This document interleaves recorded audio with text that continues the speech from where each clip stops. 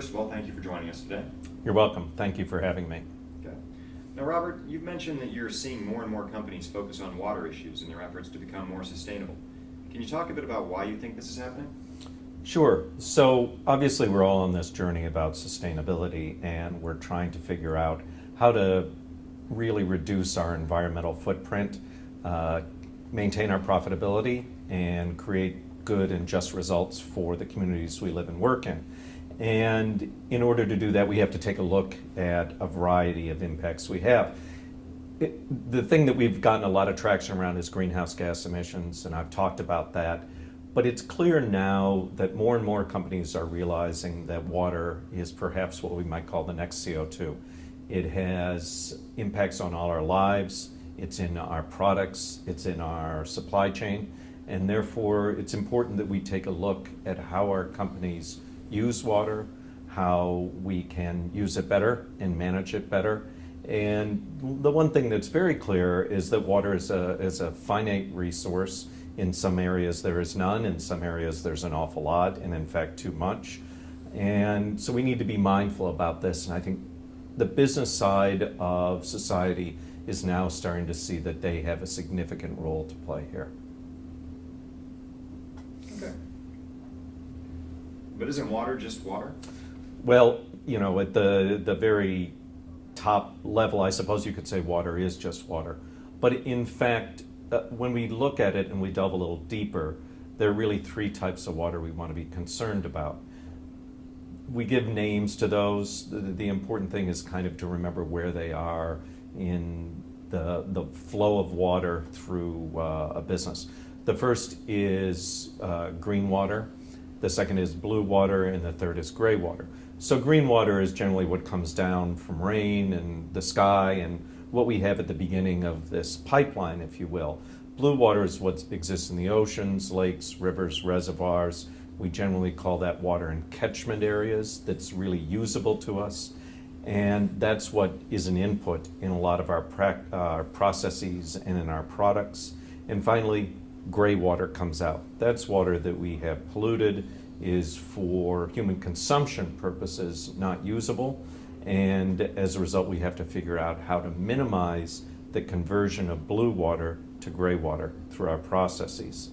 The other thing that is important to understand about water is that it is dependent upon space and time. So this distinguishes it slightly from greenhouse gas emissions. In the world of greenhouse gas emissions, a molecule of CO2 that goes into the atmosphere affects the entire atmosphere around the globe, irrespective of where it's discharged. With respect to water, we have to think, where are we? Are we in a desert area? Are we in an area where there's an abundant supply of water? And that can't be determined solely 365 days a year. As we all know, in the places we work and live, water availability varies throughout the year. And you have dry seasons, you have wet seasons. So we have to add this time dimension to our thinking about water. So now you've got three types of water: blue, gray, and green. And you've got the geography that's associated with water issues. And you also have to think in terms of time. So in that sense, water isn't just water. Interesting. So how does a company get started?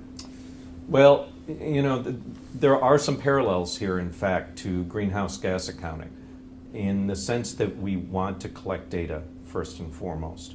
We want to understand what we withdraw from the world of water.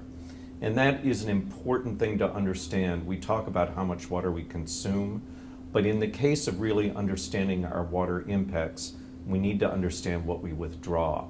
It's a subtle distinction, but we need to get our mind around the idea that we're actually taking water from somewhere. We generally take it from a catchment area. That's somewhere we can actually take it. We can generally take it out of the air. So we take it out of rivers, lake beds, aquifers, those sorts of areas. And in order to do that, we want to get a baseline understanding of how much water either our products take out, our processes take out, our buildings and land take out.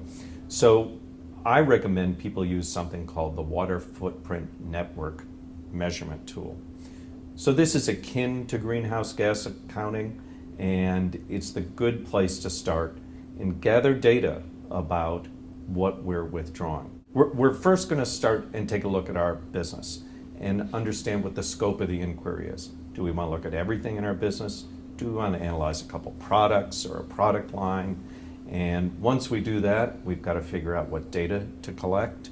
And we may collect actual water withdrawal data. There are meters on certain processes, but on some things we have to estimate our water withdrawals. There are tools to do that.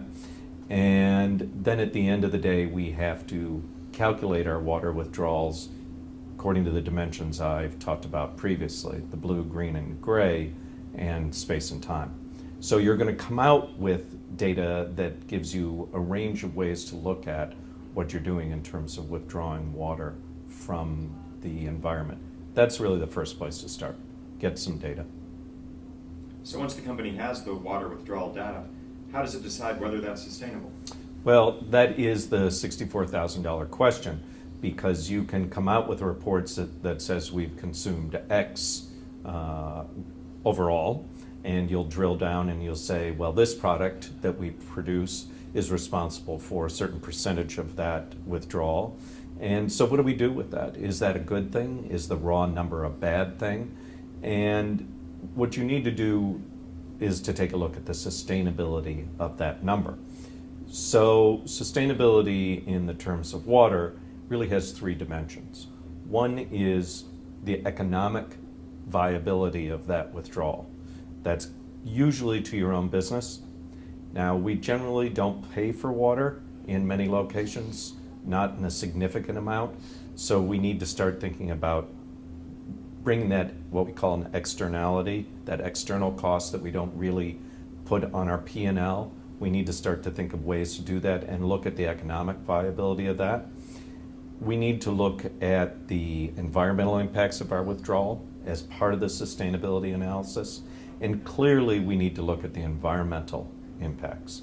So those last two, the two E's, the economic, the environmental, are pretty rigorous in terms of data. But the third one is the social impacts. So this is, how does our water withdrawals from business processes or products impact the communities in which we operate or in which we live? So water has a very social dimension, obviously. It's essential to life, it's essential to communities, and it really is the basis of human sustenance. So when we think about where we operate our businesses and how we operate our businesses, we need to be mindful that water is really the underpinning of society. And it's important to do the sustainability analysis, getting input on how, from stakeholders, from communities, from subject matter experts, on how our withdrawals are impacting the world in a social sense. There are numerous stories out there of businesses being caught relatively unaware about how their water withdrawals in a certain area or at a certain time of year were really impacting the local community. And when you add that dimension to your sustainability analysis, then you really have the whole picture of whether what you're doing is sustainable and whether you can make changes to that. Okay. So what does the company do with the analysis conclusions? So one of the things the Water Footprint Network tool talks about is that you really can't think about sustainable water management without having a response strategy. Very quickly, you're going to learn things, data, you're going to gather data, and you're going to learn things about what your withdrawals are. And you're going to have this analysis that overlays that data that looks at whether that is quote-unquote sustainable in these various dimensions. It's important as you think about this to think of what the response strategy you will have will be. So let's say I design a program to have a more sustainable water situation, if you will, with respect to a product line. The company does an analysis that finds out one of the hot spots, if you will, in its water management has to do with a certain product or product line. So there we need to have a response strategy. And we have to craft that in a way that takes care of those three dimensions. We obviously would not want to say, well, we will reduce our water withdrawals with respect to that product or product line to zero. That's untenable. It doesn't really address the economic issues. And there's a balance here that we need to achieve.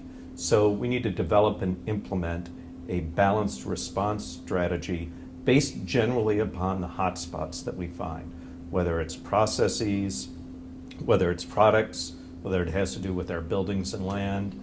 The individual response strategy will vary because every company's situation is unique.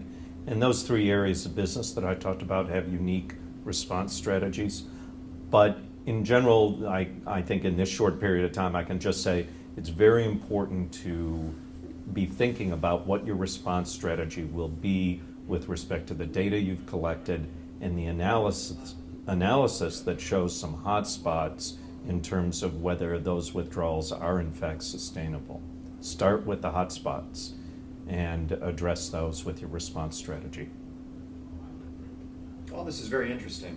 Is there anything else you'd like to add about the increase in attention being paid to water in the world of business?